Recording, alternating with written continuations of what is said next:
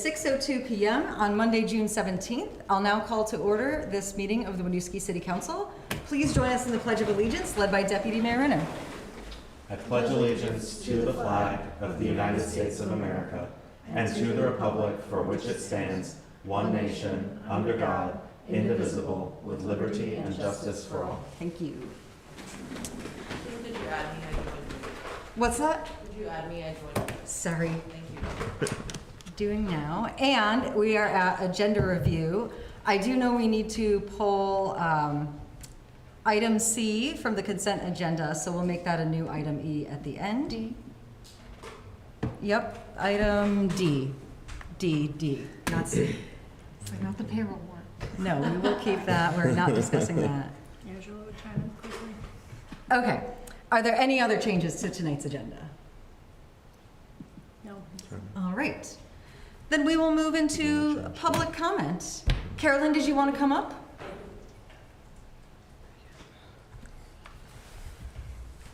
This is the happiest I've been doing this.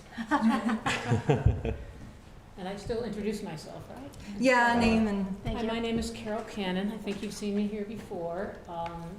I've come to discuss the speed bumps on Richard Street, and I was just thrilled to hear that we're in the process.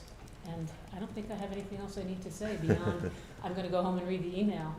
Certainly. And forward it to my neighbor. So thank you very much. Thanks for coming in. And I'll just say for the public record that Public Works has initiated a traffic calming evaluation for Richard Street. And that's what this matter is about. Thank you so much. Thank you, Carolyn. Have a good night. All right, so... Appreciation's being on the record from time to time. Yes.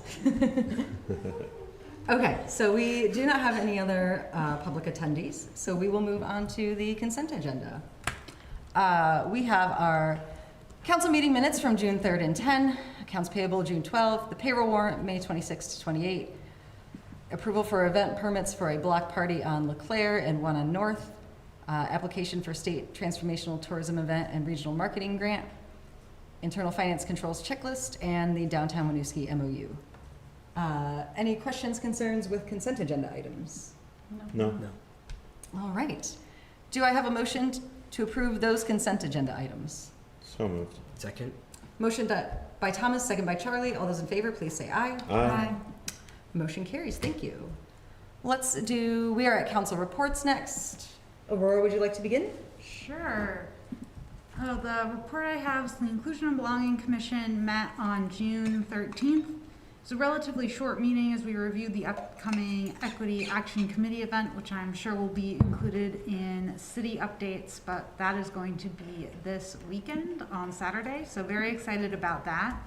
We also discussed some future changes to the structure, thinking about the chair of the commission. Chair Parker Silver, who has been serving on the commission for almost 2 years now, has stepped down due to housing instability. And I want to take a moment to thank Chair Silver for all the work they have done as the first chair of this new commission and creating a very productive and welcoming atmosphere for the commission. The commission has not yet appointed a new chair, but is thinking about what model to try, including possibly looking into having a chair and a vice chair, so there's some shared responsibility. I anticipate a Municipal Infrastructure Commission meeting on the Thursday the 20th at our regular time and location, 6:30 at the Pool Community Room. An agenda will be noticed tomorrow if we end up having that planned meeting. Likely organizational structure and potentially capital project updates. Unclear what additional agenda items there might be just yet, but nothing, no decision, actionable items, significant actionable items. Chittenden Solid Waste District has their annual organizational meeting on June 26th at their regular time location, hybrid options available. And we'll have their regular monthly meeting following the organizational meeting. And the next Airport Commission meeting will be July 2nd. It's moved from the 3rd to ensure quorum. That will be at 4 p.m., also hybrid. and in-person options are available, and that agenda will be posted on the Burlington city website. And that is all I have. All right. Good segue. Tomorrow morning, actually, Councilor Oakleaf and I are interviewing 2 applicants for the Burlington Airport Commission seat. Perfect. Hope to bring forward a recommendation for our July meeting. The Finance Commission completed review of the city's economic development strategy and offered some recommendations to staff on which pieces of strategy to prioritize right now, most of which was focused on supporting businesses through a couple years of construction challenges. Great. Our Planning Commission saw a presentation from the Winooski Partnership for Prevention about considering a buffer around schools for the sale of age-restricted items, something they've seen in zoning in other states, though not here in Vermont. The Planning Commission was interested in some follow-up information before potentially reviewing that again. They also had their first viewing of language drafted by our Housing Commission that could add inclusionary zoning and replacement regulations into the Unified Land Use Development Regulations. In preparation for the joint Housing and Planning Commission meeting that is occurring next week, Tuesday, June 2nd at 6 p.m. That meeting is supposed to be virtual for ease of access. That's it for me. Thomas. The Safe, Healthy, Connected People Commission had to actually cancel their meeting in June and rescheduled for July 9th. And Downtown Winooski also canceled its upcoming meeting because it is happening on Juneteenth, which leads me into reminding everybody that there is a Juneteenth celebration this Wednesday from 5 p.m. to 9 p.m. in Rotary Park. Hope that everyone can attend. It is a free event and there are going to be lots of activities happening. So please come celebrate Juneteenth with us this Wednesday. And that's all I have. All right. Sure. Yeah. The Winooski Housing Commission met on Thursday, June 4th. The commission reviewed the Winooski landlord survey questions and responses to better understand the current housing stock and average rental charges for that stock as they relate to income targeting for inclusionary zoning. Jasmine presented her research on local preference policies, which could potentially create new housing opportunities for current Winooski residents over the long term. Due to time, the commission chose to move housing trust fund updates and marketing planning to our next meeting, which will be next Tuesday, June 25th at 6 p.m.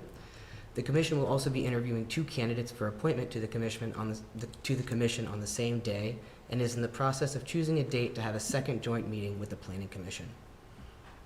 That's it. All right. Thank you all. We'll move on to city updates. Elaine. Okay, yes, so as Councilor Hurd was mentioning, a diverse group of community members known as the Equity Action Committee invites you to Winooski Together, an equity action-focused community meeting this Saturday, June 22nd. That's at 12 p.m. at the O'Brien Community Center.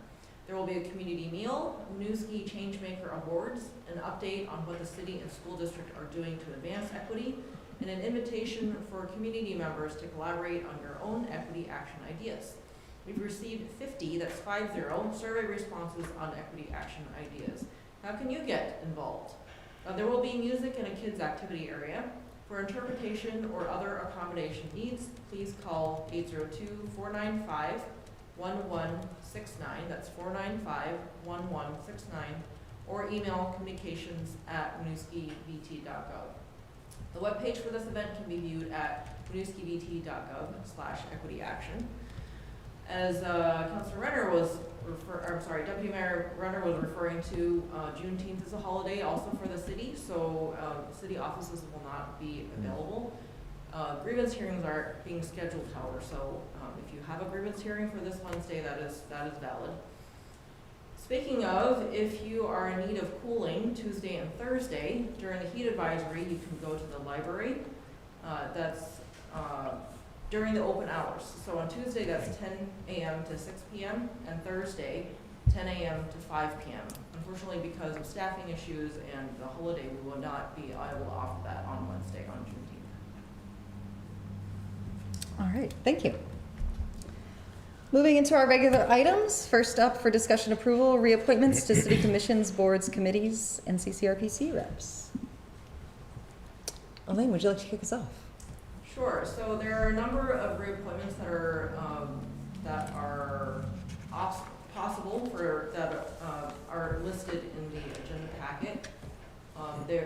All of those appointments would leave vacancies, some of them just 1 or 2, and some of them just alternates.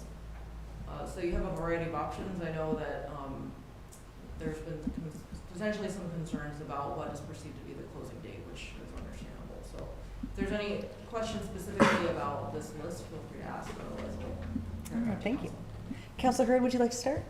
Certainly. So I have a little bit of a concern about voting about a couple things about this, but especially voting about this at this meeting. I think it would be pertinent to move it to July, specifically because I think, and what we have is still not being as successful as we want. And I especially am concerned about that from kind of the equity standpoint and thinking about ensuring that there is access and diversity on our commissions. I have some ideas about what a new procedure is. That would probably be a different, maybe a future agenda item that we could talk about, but I definitely have suggestions for that. And yeah, just kind of the concern of like, what are we doing right? What are we doing wrong? How can we reevaluate to do better in the future? And how can we kind of mitigate any potential confusion with the potential concern with the having that expiration date, but people assuming there's a deadline on June 30th. I'd like to agree with Councilor Hurd. I'd also like to make the suggestion, given that many of these members were actually appointed during different councilors' tenures being here or not here, I wonder if we actually want all folks whose term has expired to actually reapply, and if folks don't agree, at least to see their resumes and their applications that they submitted when they were first appointed again, and that way, you know, in another equity sphere, making it more equitable for councilors actually who may never have appointed these folks or don't know who they are. So I definitely would like to move to not vote on this today. We can revisit the process at a future meeting. It's not warned tonight, so I don't think we should take action on that, but Okay. I am making note of these suggestions. I will raise the concern, if we don't reappoint on planning and finance, they will not have quorum and will not be able to meet in July, which is a barrier to advancing zoning updates. And we were going to task our finance commission with reviewing the data presentation from strategies and priorities to help us make something more public facing. I will offer that with the exception of DRB, we've got at least one opening on every body. And on both finance and planning, I have spoken with 2 commissioners who volunteered to me that they were both willing to serve or to resign if we had a new interested applicant that could bring new perspective to the body. Yeah, I personally am fine with reviewing the structure and adding clarity to deadlines. Perhaps the application deadline should be May 31st instead, so that we can reappoint by the second council meeting in June. So I think there are absolutely process improvements and clarity we can add for the upcoming fiscal year. I think, you know, to your point, there are some essential commissions that we should vote on tonight, if nothing else. For municipal infrastructure, I feel like there is frequent enough turnover that you all have seen or approved of those new participants. So it may be a factor where we want to do commission by commission if we have people reapply, but I would consider it a barrier to having people reapply that have already done so within the last year or two, just because their term is ended. So I wouldn't want to create additional barriers to participation, you know, with the well-intentioned guide of wanting to ensure we're attracting a diverse community of participants. Yeah, and I think for maybe folks who have been put on a commission since we've all been here, maybe that's where we would just relook at their application as opposed to having them fully apply. But planning commission is the first one in front of me. You know, those are 2 full seats, 1 alternate seat. I don't know if that alternate would like to apply to become a full member. I know that there are some folks in the community who would like to apply to be full members.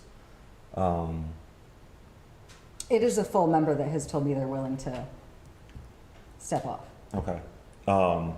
Yeah, I just want to make sure that the process is as democratic as possible, and a reappointment just without considering other folks who may want to apply, or who might want to move from their alternate to a full position in any of these spaces. I don't want to be shutting people out just because we decide to reappoint an existing situation. And if I can add something that would be a larger discussion item for structural review, is whether or not we allow representatives that live outside of Burlington to sit on the commissions, or outside Winooski. Perhaps they live in Burlington. For example, on the airport commission, it's required to have residency to be on that particular commission. I know that we do have several commissions where there are or have been representatives that don't have Winooski residency, and I think it's not a conversation we're ready to have tonight, but part of the larger structuring and the components that we may want to reevaluate. Yep.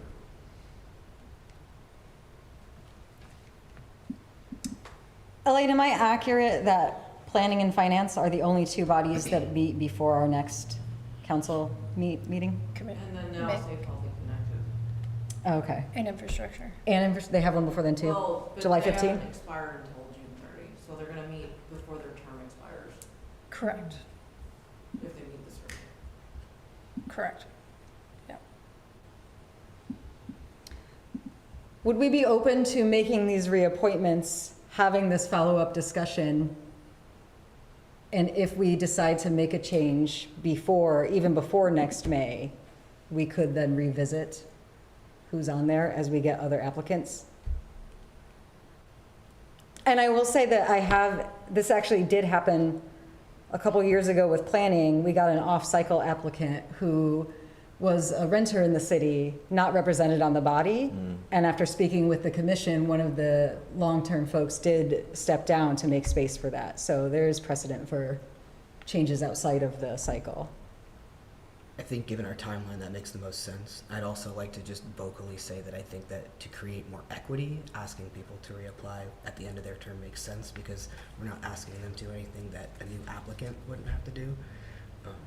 So it just creates, in my view, a little bit more level of a playing field for those that already have experience on the commission and already are in community with the people on the commission versus new people coming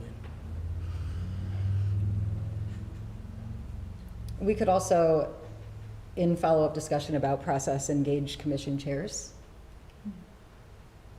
Certainly. Can I make a comment? Yes. I just want to also acknowledge that Seated commissioners are not in attendance. So in a way, an alternate almost has, I don't know, like thinking sports analogy, you're kind of always, you have to always be ready to bat. You have to always be ready to attend in a sense, because at any point in time, one of the full commissioners might not be there. So instead of it designated, you will always stand in for this one person, that if they're absent, you would be standing in for any one of 3 people that might be Right. absent.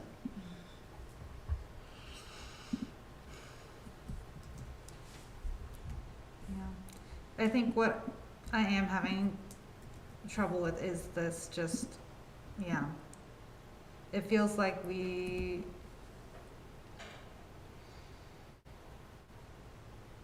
I don't know, it's just,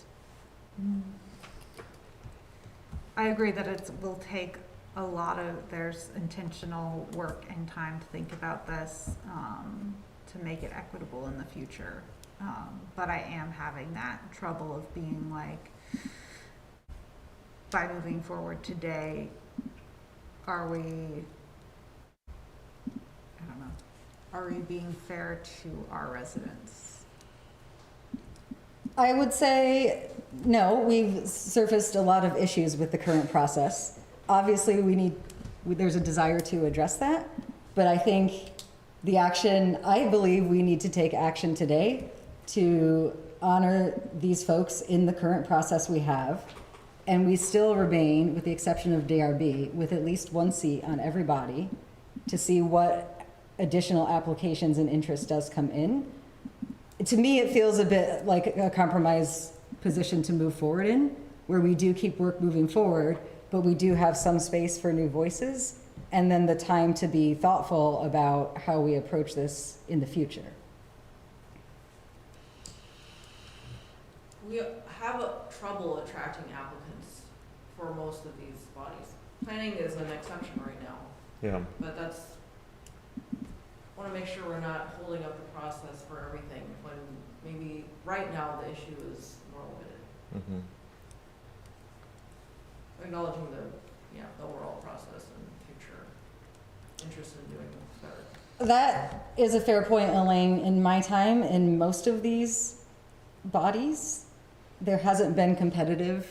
Right. So even planning, every time we have had an open seat, there has been exactly one applicant to fill it. Yeah.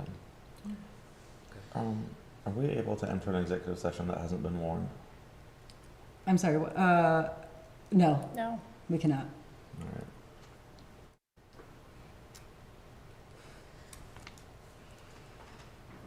Yeah, I think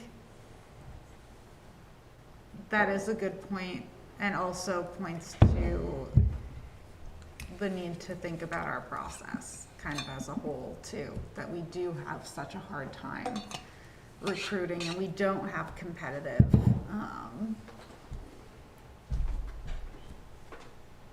but again, We have tried a lot of things. I know. So I think it will take some time to figure out how to do it better. yeah. Yes, I know there's additional work that's happened on the city staff side this time. I don't mean to disregard that.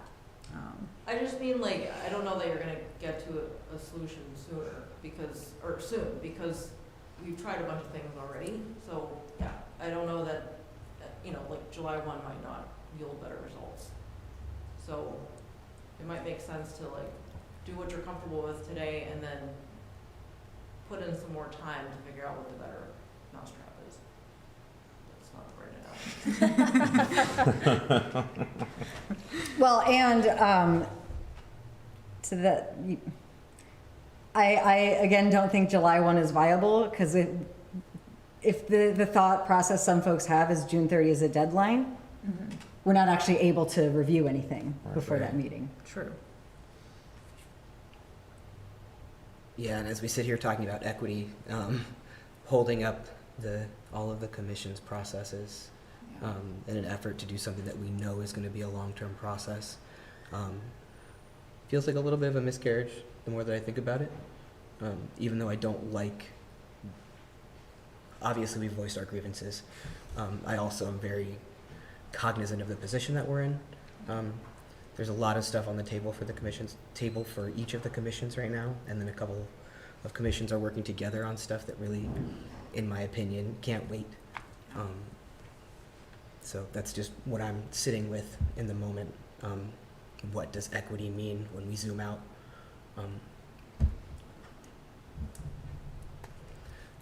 So to bring us back, the motion on the table right now is to reappoint all members except Development Review Board. If somebody wants to second that, we can vote. If nobody does, the motion fails, and we are effectively not taking action this evening.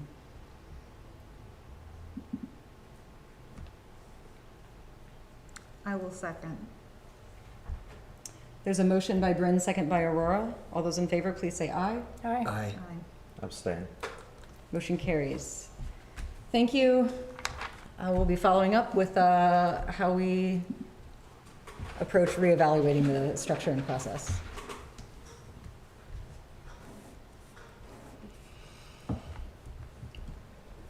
Okay. We are next on to item B, the detailed discussion and potential setting of a public hearing for Unified Land Use Development Regulations for Act 47. Welcome, Eric, to your last in-person presentation. Congrats. Cheers. Good evening. Thank you very much. Yes, I'm here tonight to continue the discussion from your regular meeting on June 3rd related to proposed amendments to the Unified Land Use and Development Regulations, primarily associated to changes predicated by the passage of Act 47, but also some other statutory cleanup and just general cleanup of the regulations. So, as you recall, at your meeting on June 3rd, we did have a general overview of the amendments. So tonight is intended to provide an opportunity to have a more detailed discussion, address any questions or concerns you all might have specifically, and then if you're prepared to, set a public hearing to take public comments on the amendments, with a possible date of that hearing being on July 15th. So, included with the agenda is the report to City Council related to these amendments, which outlines the statutory requirements that need to be included in that report, as well as the amendments themselves. So my intent was just to walk through these again, as we did kind of at the last meeting, and then please jump in and ask questions or interrupt me as necessary to get clarification. Sounds good. Thank you. So starting off, there's a lot of different parts and pieces here. I will try to highlight the amendments that are specific to Act 47 and other amendments that are related to changes with Act 47. Some are cascading amendments, as I like to call them, because one change required another change in other sections of the regulations. So starting in section 2.3, with some clarification and cleanup to just address and clarify that in our residential zoning districts, they're intended to have one primary or principal structure, with the exception of the planned unit developments, which can have multiple primary structures through that process. Other districts would allow for multiple structures, just not the residential, specific residential zoning districts, being the residential A, residential B, and residential C.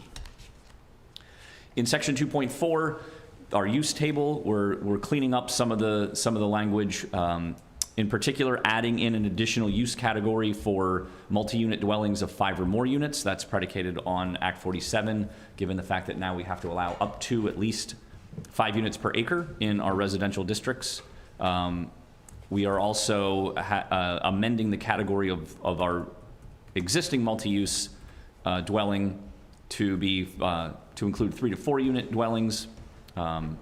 This is now becoming a permitted use, again, because of Act 47.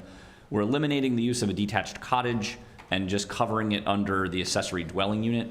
They basically function the same way, just the distinction between an accessory dwelling unit and a detached cottage in our regulations was ownership of the property and existing use of the property. So I'll talk more about that later in another amendment, but that's a way to clean up and eliminate the use of detached cottage. We're also changing the language in a few uses, for example, adding in additional verbiage for boarding house, residential care home. Again, consistency with other parts of statute, not necessarily Act 47 related, but statutory changes.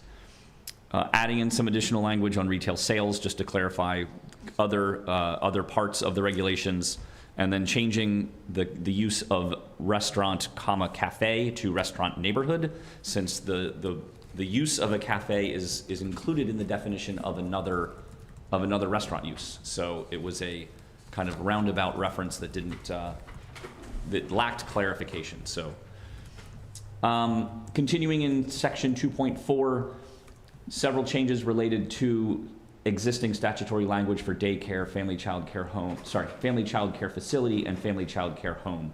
Also cleaning up some of the footnotes to better represent the density requirements that are now included in Act 47.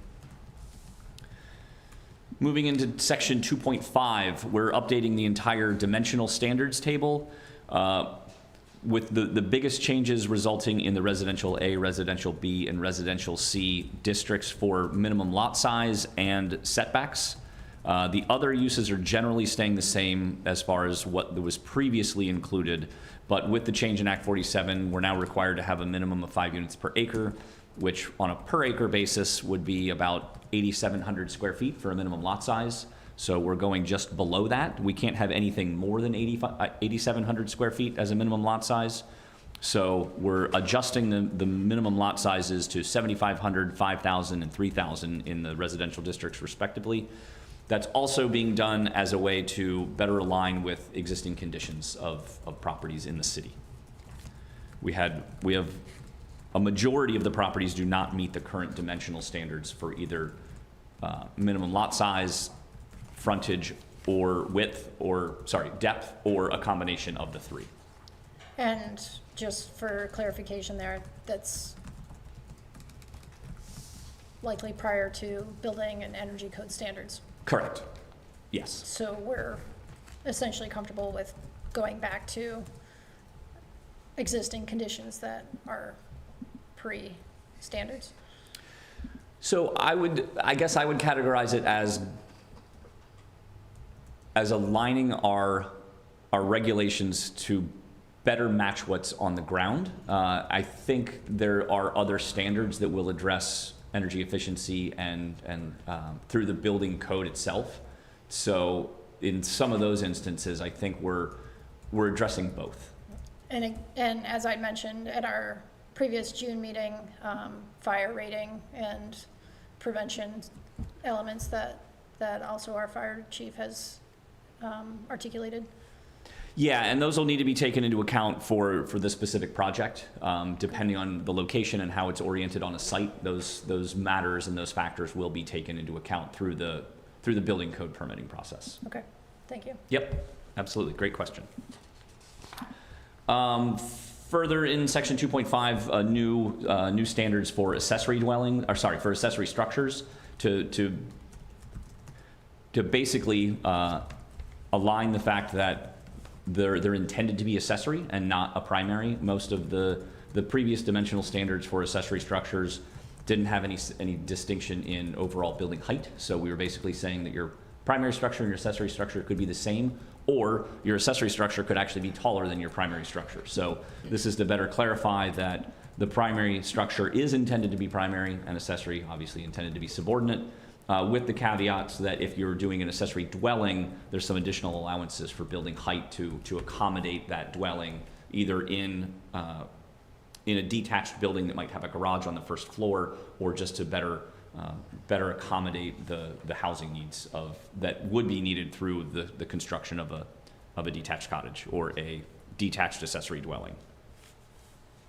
The next sections, 2.6 through 2.14, these are really kind of the purpose statements of the districts. So some additional language is being added to clarify the intent of the districts, in particular with the residential A, B, and C, adding in a standard for the number of units that are intended.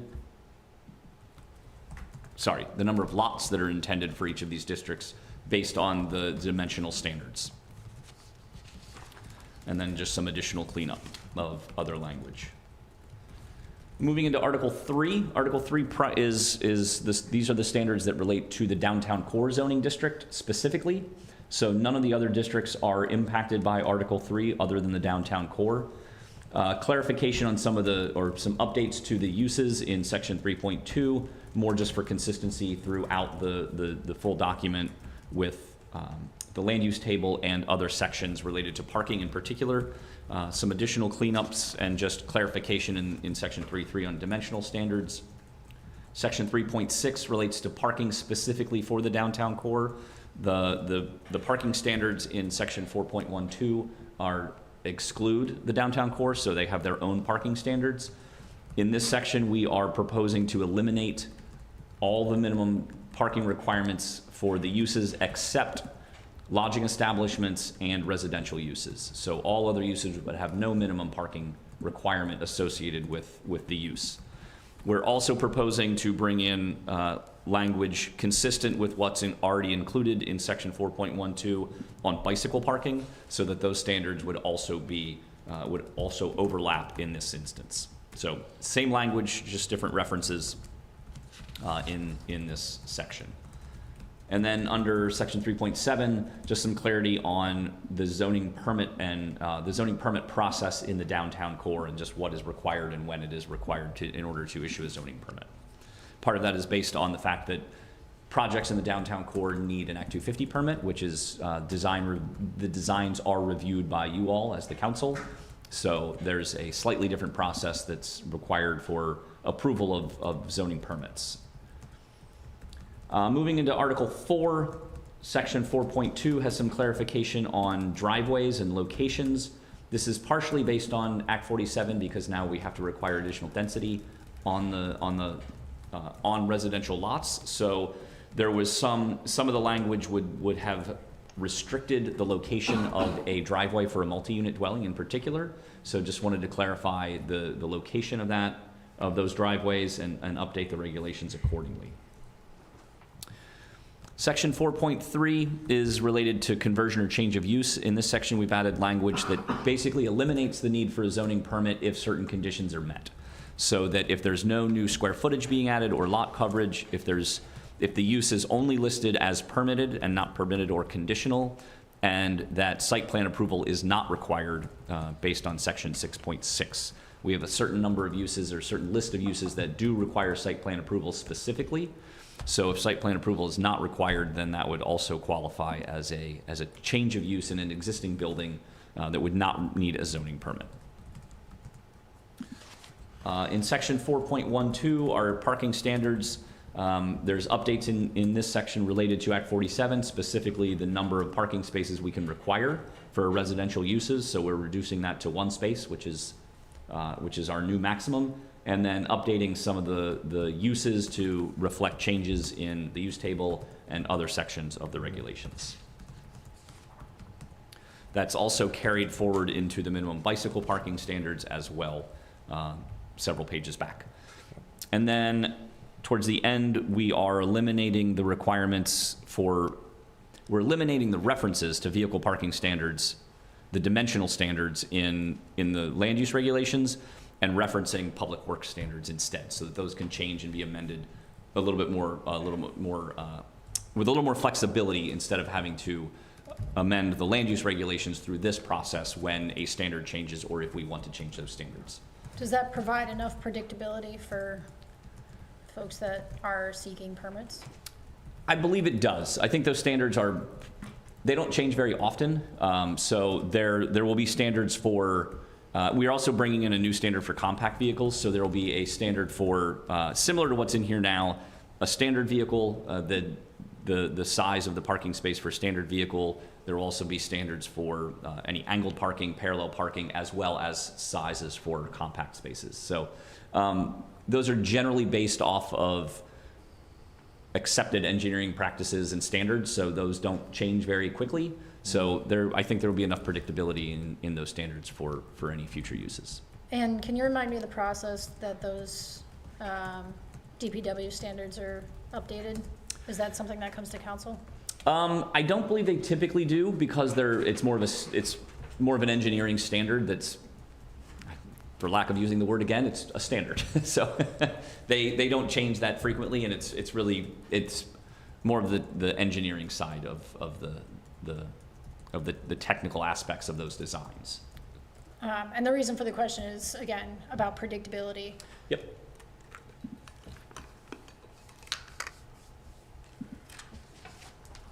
Moving into Article 5, this is where we're seeing a lot of the changes to this based on these amendments. Some are related to Act 47, but a lot of these changes, I shouldn't say a lot, some of the changes are also just cleanup that's been needed with inconsistency in other parts of state statute, or just inconsistency in the language itself. There hasn't been many updates to Article 5 in the past 5 or 6 years, so this is an opportunity to make some changes that are probably overdue. So starting off in section 5.1, this is where we talk about accessory dwelling units. The first part of it, sections A and B, are basically the statutory requirements for an accessory dwelling. And then under Part C is where we get into in essence, what would have been the detached cottage previously. So this is where it's a non-owner occupied or the property is not developed with a single unit dwelling. That's where the eligibility for the accessory dwelling comes in, which was previously addressed as a detached cottage. In section 5.2, these changes and amendments are really being done for alignment with state statute, updating the definitions and kind of just the standards that are included, again, to reflect what state statute says. Section 5.3 is just some cleanup and extra clarification. Section 5.4, we're looking to delete in its entirety and leave this as a reserved section. I haven't in my tenure here at the city seen any issues with a garage sale or had anybody even apply for a permit for a garage sale, which I quite frankly don't think is necessary. If it is a use that continues for an extended period of time and becomes more of a business, we have other mechanisms to address that as a different use altogether. The next several sections, again, are just more for clarification. So looking at section 5.5, 5.7, 5.8, and 5.9, just consistency with other sections of the regulations. Section 5.10 includes several new uses which are required by Act 47, so including emergency shelters and the state-owned and operated institutions and facilities as protected facilities. Some additional clarification for swimming pools. A new section on temporary structures. Previous language was, in my opinion, a little unclear and difficult to understand and interpret. So really treating these as temporary structures. So things that might be like a tent for an event, a special event on your property. This is what I would consider a temporary structure. So having some standards around temporary structures in that regard. And then the next section is more for cleanup. Section 5.14 is our priority housing standards. So in this section, we're including language on bonus stories, which we had a previous reference in the form-based code in our gateway standards, but Act 47 is requiring bonus stories for any affordable housing development. So we're moving this language up into this section, adding some additional relief on lot coverage in particular on lot coverage for priority housing projects. So to make it potentially a little bit easier for those priority housing projects to be developed without any type of other limitations. And then adding in a section on administrative review for projects that meet certain standards, as well as some relief to the maximum lot coverage. In the city of Winooski, we are completely served by public water and wastewater, so the lot sizes and lot coverages are less critical, except for a provision that's also added of what we're calling common open space. So we're in exchange for some of these additional allowances on lot coverage, we are requiring that there be some areas set aside for that open space. Is it possible to go back to section 513, or Sure. do you want me to wait?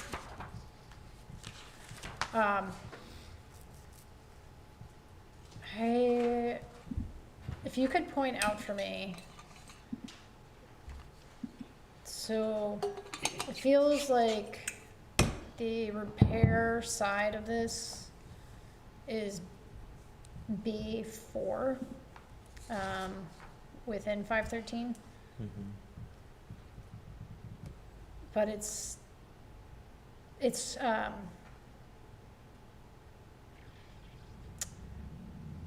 so I'm just looking back in section A, it talks about 3 or more vehicles for sale. Is there anything, I'm just scanning the language for anything about number of vehicles being repaired at any one given time? I thought there was a reference to that they needed to be repaired as timely as possible or something in that. And I see something for unregistered vehicles, but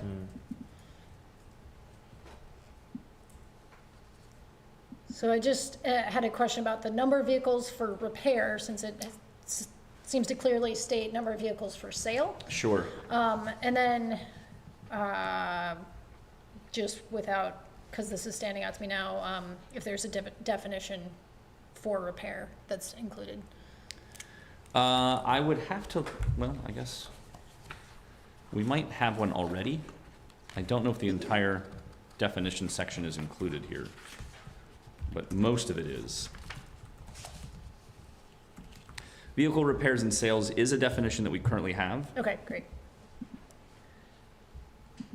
Maybe the definition of number of repairs is number of vehicles and repairs. It is not included in there, but Okay. that is definitely something that we can look at. I will say, I'm not familiar with any uses that fall under this category currently in the city that the city would be regulating. I know we do have some establishments, but I believe most of those are being regulated by the state.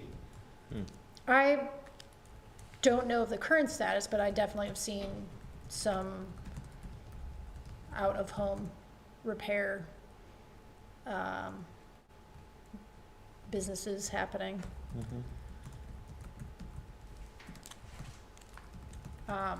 I think we could simply add language display of 3 or more vehicles for sale, or 3 or more vehicles in, like, being repaired or for sale. I mean, just so it's clear what we mean for what would trigger a threshold there, I guess, is all that I'm looking for. I can look to see if there's anything specific in statute that might speak to this. And it's really just so there's a little bit more clarity if it's warranted. Yeah, I'm also just looking to see, so we limit where these uses can even occur right now to the industrial district.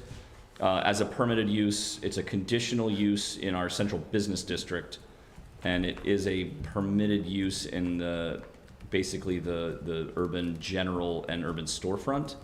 So there would be other review processes that are needed for any type of use, whether it be through the conditional use process. I believe site plan review does kick in for those uses as well under the industrial, and the project review committee would review anything in the gateway as well. So there are some additional standards that could be incorporated where conditions could be placed on those uses. So we do have some mechanisms to limit those numbers if necessary, depending on the location. Okay. So, but I can look in to see if there's any statutory references that might need to be added or included. Okay, just while we're doing a little bit cleanup, Yep. that stood out to me. Yep, absolutely.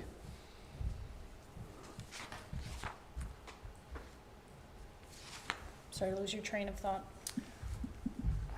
Nope, so we were in section 514, yes, the administrative review is being added, as well as the other parts of the common open space for maintaining some level of open area on properties in conjunction with the priority housing.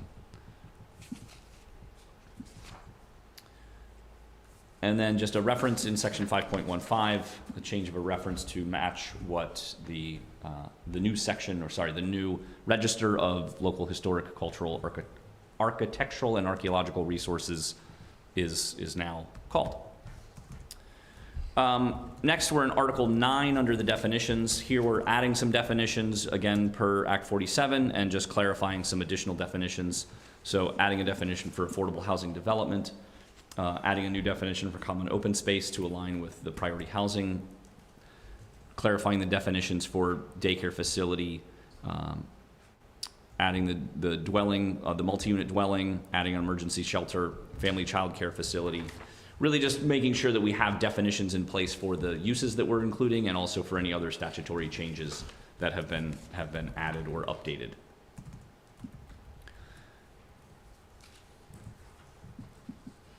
Some new uses, or sorry, some new definitions. Definition for principal use for property. Probably one of the biggest changes that we're including here is, I believe I mentioned this at the last meeting, under the use of restaurant, now being called restaurant neighborhood rather than restaurant cafe, is the elimination of the provision of that no alcoholic beverages could be served as the discussion came up at the Planning Commission, it was noted that most establishments that don't sell alcohol or serve alcohol allow you to bring your own. So it would be a challenge to limit what establishments could have alcohol versus what couldn't. So they were comfortable just eliminating that reference altogether and allowing you all as the Liquor Control Board as well to address some of those concerns that might come up for complaints or whatever the case might be. And then we get into the Gateway District, the Gateway Zoning District. Again, as I mentioned earlier, the bonus story provisions are being eliminated because they are now included under section 5.14 per statute. They have to apply to all projects that are considered affordable housing developments. Updates to the detached frontage building form standard, again for Act 47, to reflect the number of uses that are allowed and to align better with our use table. And then there's some additional changes being proposed in section 604 for roofs and parapets, specifically to address what I'll call a loophole that's been identified and has been used, where an attic story we typically do not count as part of the overall height or story count in the districts. We've seen in some projects the attic story will have a very steep pitch, so they in essence get an additional story, but because it's over that parapet line, it doesn't count. So putting in a provision that says if your roof pitch exceeds a certain slope, that is part of your overall height. Some updates and clarification in the section on signage, primarily to address lighting of signs.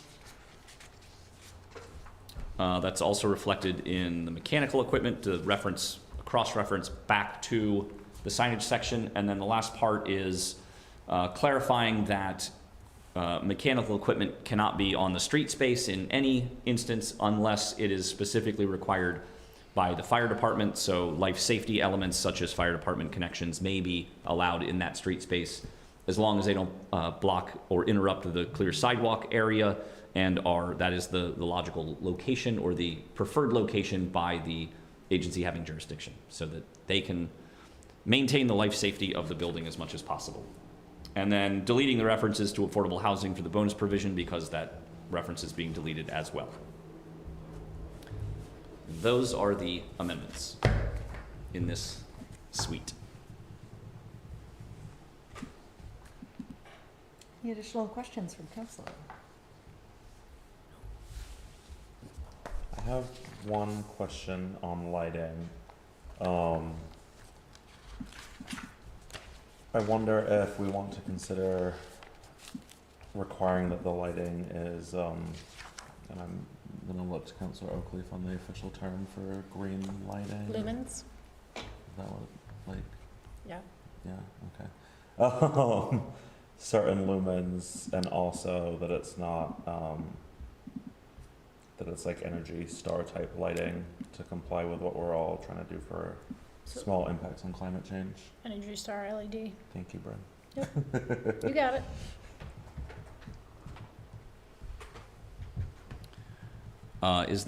So because this is specifically related to signage, I don't know Yeah. if there's a standard, Councilor Oakley, that you're familiar with for a lumen maximum? For signage, I'm not sure.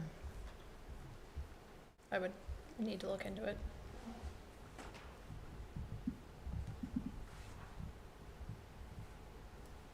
I think that is something we can add that would not be considered a substantive change, Yeah. to just clarify that. So I think we can add in another item under lighting to address that. Yeah, just as we're changing it. I Yep. figured just to- Yep, I think that makes sense.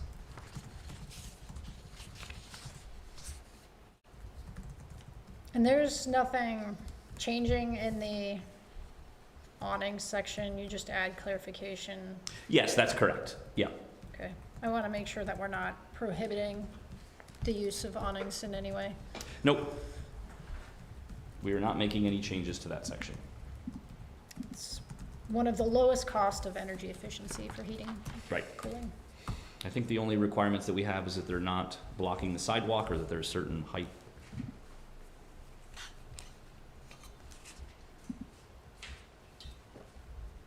Yes, 10 feet above, but we do not limit buildings from having awnings.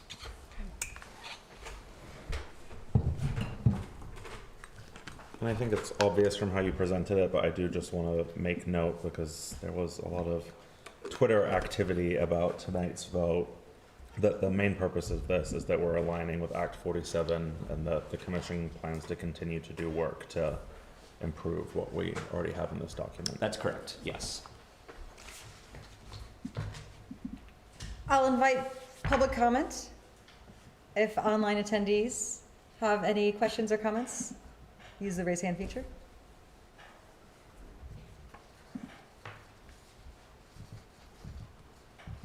Anything else from council?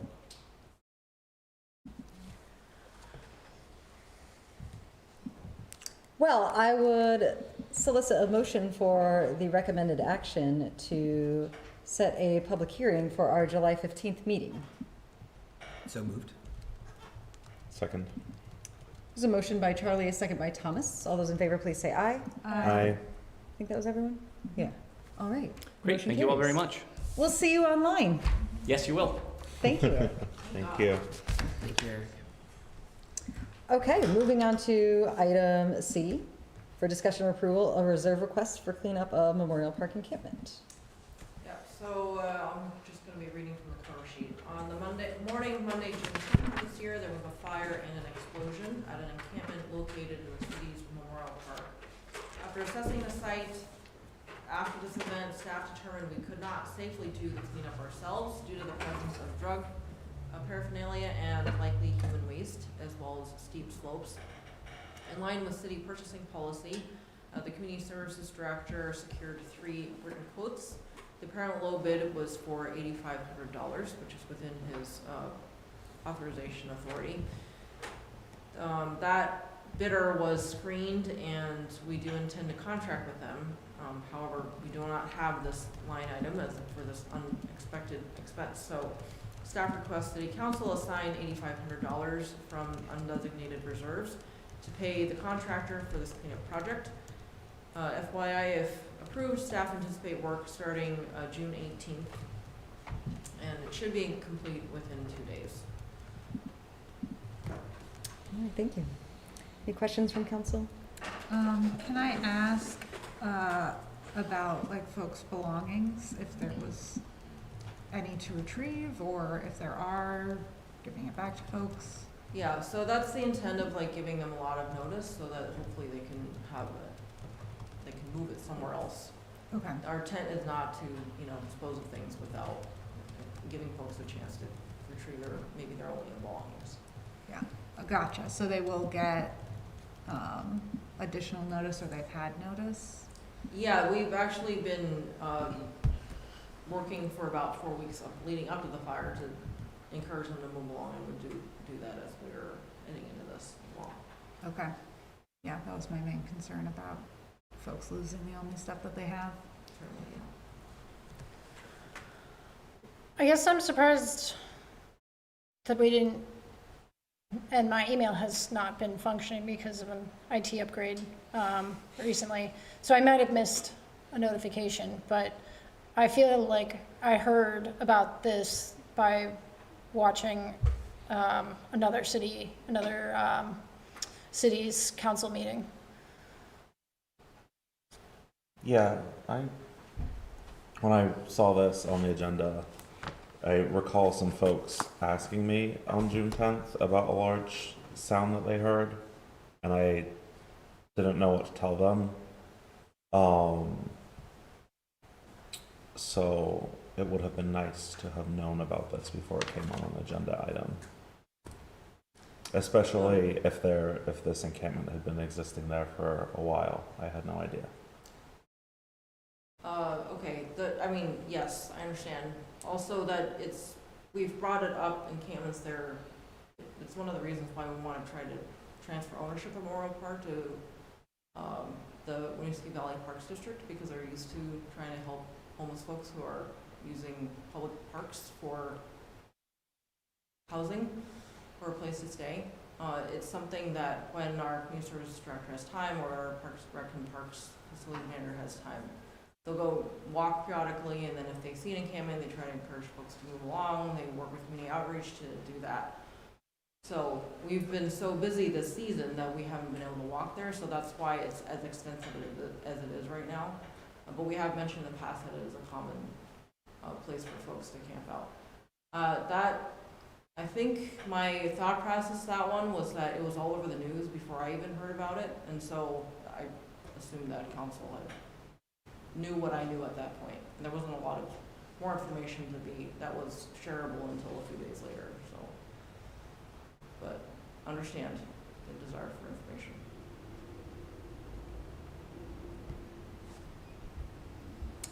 Any other questions or comments from council? The only other thing I can think of is that we have already utilized all of our community cleanup fund balance from Chittenden Solid Waste District. I wonder, and I've been working for years to expand the ability to use funds as needed on a variety of projects. We've bought containers with them. We've used them for parking garage cleanup needs and other projects as well. Part of me wonders if there might be an effort to write a letter to the board demonstrating like there are additional needs for funding that the CSWD could provide supports for, and it's not just Winooski, but it would be all of the CSWD member towns. Just to consider some additional funding opportunities that we might have to help offset these costs. So, because this is, you know, it's $8,500, it's not insignificant.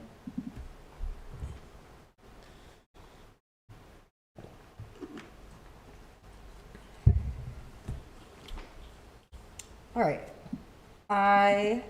I'm not hearing concerns about the reserve request, so I would entertain a motion to designate reserves as requested. So moved. Second. Motion by Thomas, second by Charlie. All those in favor, please say aye. Aye. Motion carries. Thank you. Item D, strategic vision goal area updates. I actually didn't have anything I thought I wanted to highlight this time, so. Isn't this the one we moved off? What do you mean? I thought we moved it off the agenda. I think it was consent. No, Oh, I moved we moved- we okay. moved something out of consent Oh, onto never mind. agenda. Yeah. No, I mean, we all had a chance to read this. I appreciate some of the updates that I saw, particularly, it's nice to see, like, from the operational perspective, what you all are doing. Did anyone have particular questions or follow-up? No, just articulating the appreciation. I think these updates are a way to hear about progress that we may not hear about otherwise. Yep. Even things that are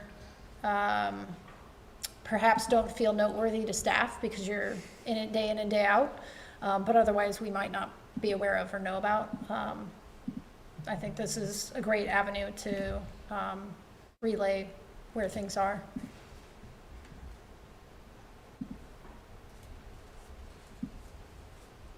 Okay.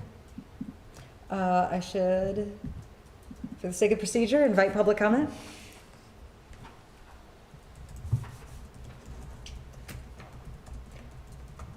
Okay. We will move on to our new item E, old item D from the consent agenda, the event permit for Wolfscar Air Out. Staff would like to request some changes to what is proposed in the permit? Yes, so I overlooked some specific items in this request in the rush that was end of last week. Thank you to the mayor for making sure. So the items that I would request that you take out are police present at all times for security and to direct traffic. We've never provided this before. It's just regular access to our regular whoever's on duty that day. I did discuss this with the event organizer, and they weren't expecting something different, so that should be fine. Closing off Winooski Falls Way and one more block, that's actually just their normal request, so that's fine. Reserving the parking garage for general parking, that's a no for now because we need to do some, see if there's like a middle ground there. He's usually had the event on a Saturday and we haven't always had enforcement, but that was not a decision. So he's expecting his guests to be able to not have to pay for parking. It's on a Friday, that's hard, we have contract customers. It's a thing. He did express some willingness to work with us for this year.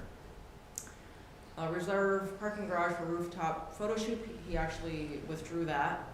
Permission to park cars carefully on the sidewalk and the grassy area in front of the mill, that's the normal, so that's fine. To work with local businesses to arrange special deals to encourage the public to visit the businesses, no, because we don't have that function. However, they're welcome to work with downtown Winooski if they have capacity to arrange that. And then bring local food trucks to the event, that is different, but we did check with downtown Winooski, who represented the businesses. They didn't see that as a conflict. So then the things that I'm asking you to pull out are police presence, reserving the parking garage for general parking, and then just for the sake of clarity, reserving parking garage for rooftop photo shoot, even though they withdrew it, but because it was warned for as presented to make sure. And then no on the local businesses specialty arrangements. Question about parking on grassy area. Since we can't predict the weather, just wondering if there's ever been any, like, so long as it hasn't rained heavily within the last, like, 2 to 3 days, or, you know, the past 5 days prior to the event, or, you know, there hasn't been an 1.5 inches of rain within a week's time. Just thinking about cars getting stuck. There was, last summer was fairly, we had many heavy rain events, and we've also seen some this year, and they tend to be short but intense in duration. So just kind of thinking ahead about that. Yeah, that's fair. I don't know that that's come up before, but it's certainly more likely to happen. So from now on, I think it would be a good idea for council to include a caveat that's, either approval by city staff based on weather, or, some ability to compensate after, which I can't imagine that they would be able to. And I might be skimming over it. Is there anything about, so it does appear that they will provide their own bathroom facilities? Yes, Okay, they're providing free toilets. Great, thank you. That was a change that they have made in recent years. Okay. Yeah. Thank you. Just back to the police presence, maybe they don't know, I don't know if we could let them know that the sheriff departments, or you can rent a sheriff for the day. I don't know if they would be interested in doing something like that. I can certainly propose it to them. I think they have a bit of a tight budget, but it doesn't hurt to let them know that it's an option.